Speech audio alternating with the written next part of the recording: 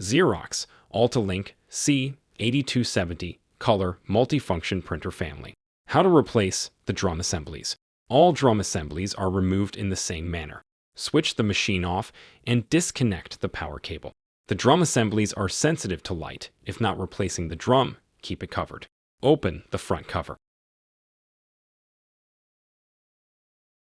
Remove the waste toner transport assembly.